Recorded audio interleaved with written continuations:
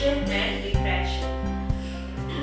In this, we will be discussing regarding the light and the properties of light, that is reflection and refraction. Now let us assume that is the introduction of this. We can see the object through our eyes, and at the same time we need the light in order to see the objects. In the darkness we cannot see the objects, that means the objects are invisible to our eyes. Therefore, these lightning and darkness are two controversy towards them, that is two opposite in meaning and in useful also. Now let us see how we are able to see the objects in light. That is, suppose assume this as an object, whatever may be the object, let us take pen. Now when the light falls on this object, every object has one characteristics or one property, that is, the object reflects the light, whatever may be it is, it reflects. Each and every object reflects the light. Now whenever this light falls on this object, it tends to reflect it, and this reflected one, that is reflected light ray, will be captured by our eyes, and thus we are able to see the objects in light. This is the basic operation how we are able to see the objects in light. Now here you will be seeing that because of these lightning and because of these image formations, there are different types of lightning characteristics, such as, see, we can see our shadows, right, and we can see the image formation of our each and every object in the light, and at the same time we can determine the timings with the help of the shadows of ours in sun's rays, right, sun's light. Now the second point is the twinkling of stars during night times. It is also based upon the light properties.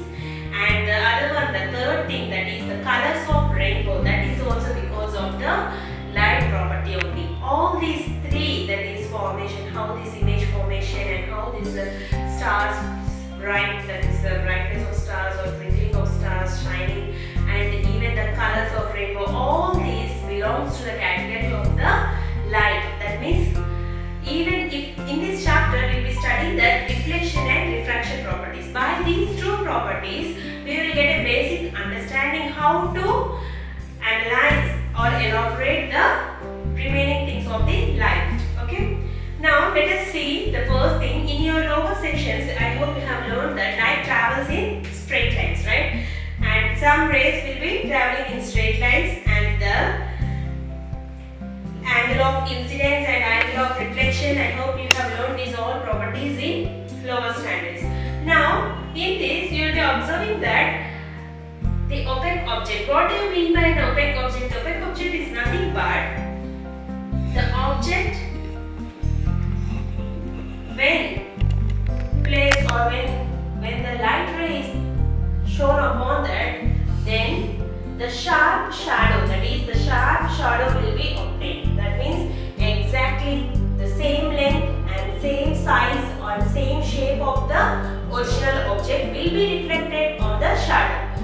Therefore, such a objects where the same shadow will be exactly coincident with the original object are said to be as opaque objects.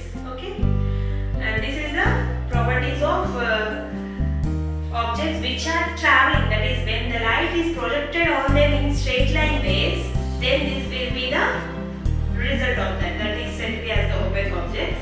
And now in this we will be discussing regarding the laws of reflection and the laws of refraction. Let us see the reflection of light, that is the properties of reflection of light. I hope you have studied this in your earlier classes. That is, first property is angle of incidence is equals to angle of reflection. That is what we have studied. That is, the angle of incidence will be always equal to angle of reflection. If you observe here, the angle of incidence is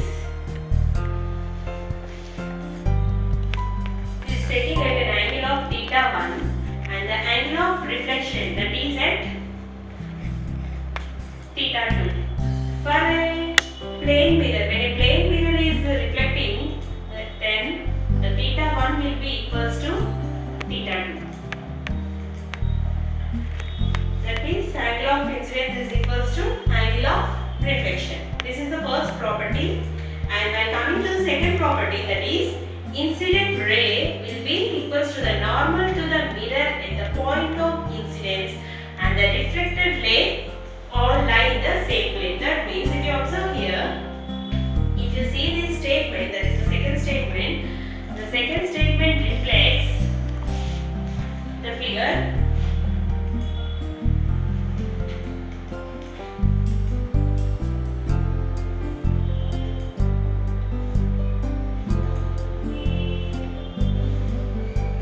Here see the incident ray is I.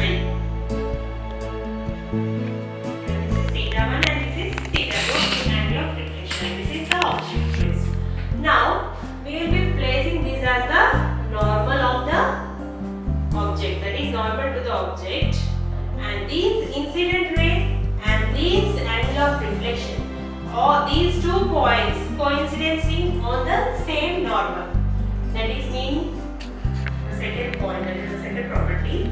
Normal to the mirror at the point of incidence and the reflected ray all lie in the same plane. If I draw a perpendicular bisector from here, that is the intersection point of both incident ray and reflected ray, then this will be acting as the second normal, that is the perpendicular of the basic plane. Now here you will be seeing that all these 3 lines are lying on the same plane. Okay. Now this is said to be as the second property of the reflection. The third property is laws of reflection, that is if you observe here, these all properties are valid for not only the plane surfaces but also for the spherical surfaces. That means any other surface, whatever may be the surface, if at all there is a reflection, then these 2 properties holds for all types of surfaces. That is the third law, that is universal for every surface, and it holds good for all the surfaces of different shapes. Now here I am using, see, this curved mirror. If you observe here, what do you mean by curved mirror? That is almost for all spherical surfaces. All the spherical surfaces are obviously the curved surfaces, right? That is, see, if I divide these spherical or these circle into 2 parts, you will be getting that, see, one is the curved surface, right? And one is the second part is also same curved surface. But if you observe here, if I project the light in this way, that means assume this is the light source, right? And I am projecting the light rays towards the curved surface or the spherical surface of the circle. It is projected towards the outer surface, and that is I am dividing it into 2 parts. That is the first part of the spherical surface, and the second part will be